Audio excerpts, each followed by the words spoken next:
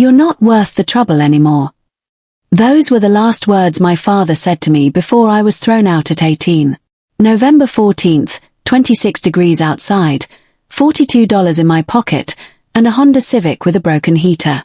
My sister stood behind him, measuring my bedroom window for new curtains as if I'd already been erased. That night, he claimed he smelled something strange upstairs. He searched my room, opened my desk drawer, and found a bag of drugs I'd never seen before. No questions, no chance to explain.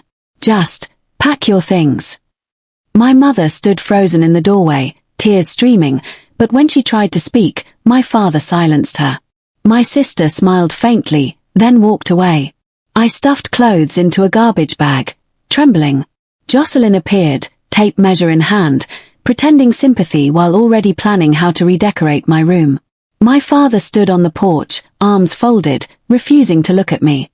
As I drove away, Jocelyn's voice floated through the door. I tried to warn you, Dad. She's been like this for months. 3 nights I slept in that car. Walmart lot, library lot, freezing air cutting through my jacket. My phone never rang, not my father, not my mother, not my sister. The only person who asked if I was okay was a stranger with a flashlight. By the 3rd night, my lips were purple, my fingers numb. I called my best friend Rachel. 32 minutes later, her mother, Diane, pulled me out of that car. She wrapped me in a blanket and whispered, "You're safe now. That's the only thing that matters tonight." But survival was only the beginning. 2 weeks after Diane rescued me, I sat at her kitchen table and wrote my father a letter. 2 pages, handwritten. I told him the drugs weren't mine. I told him I loved him. I told him I just wanted to come home. I mailed it on a Tuesday. 4 days later, it came back, still sealed, untouched. Across the front, in his sharp military handwriting, "Return to sender." That envelope became evidence. Proof that he hadn't even cared enough to open it. I kept it in a showbox for 12 years. Meanwhile, Jocelyn thrived. My father paid her tuition at a private art college. She converted my old bedroom into a studio. He posted photos online, so proud of my artist. My mother liked the post. My room, my life, erased with a caption. But Jocelyn wasn't just painting. She was rewriting the story.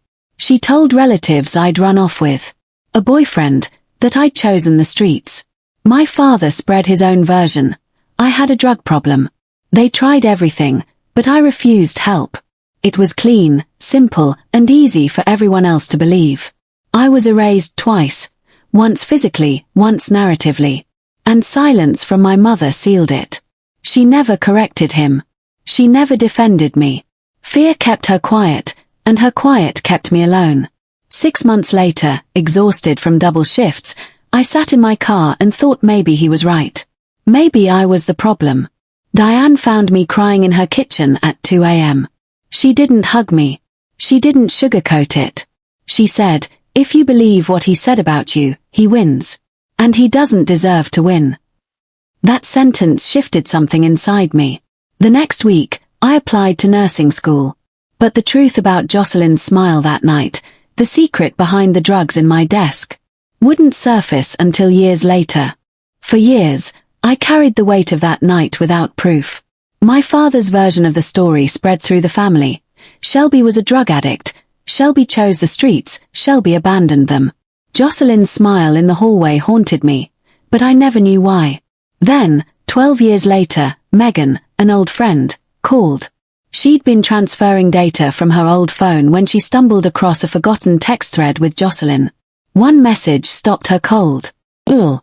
I moved my stuff to Shelby's desk just in time.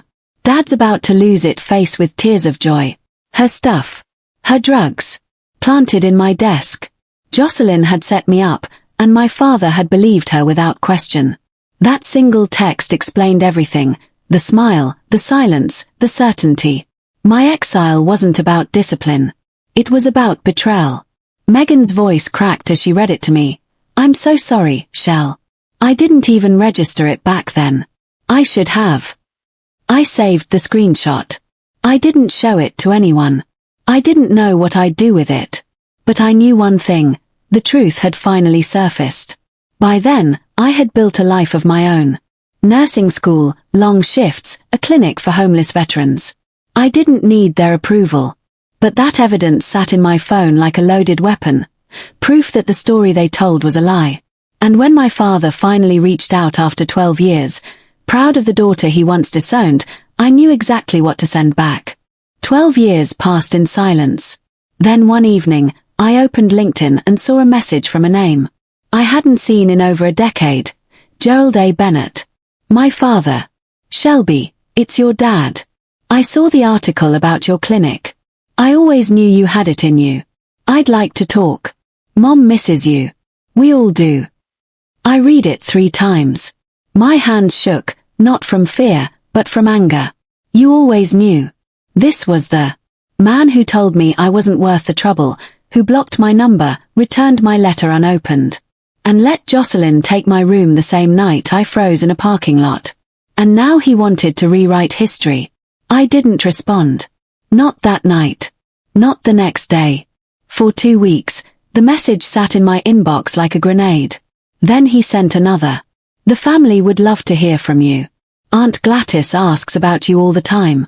Your mother hasn't stopped talking about that article.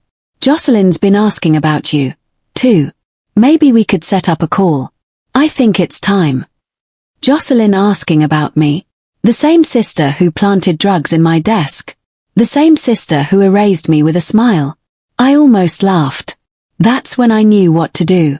I opened my drawer, pulled out the envelope marked return to sender, and attached the screenshot Megan had sent me, the text Jocelyn wrote that night. Ugh. I moved my stuff to Shelby's desk just in time. Dad's about to lose it. My reply was short, sharp, and final. You didn't believe me then. Here's the proof. Don't rewrite my story. You lost the right to it. He read it in his truck. Megan later told me he cried for an hour. Not because of my anger, but because of the evidence. The truth he couldn't spin. And here's the question I'll leave you with. If the people who erased you tried to rewrite your story years later, would you let them, or would you send back the proof that breaks their silence forever?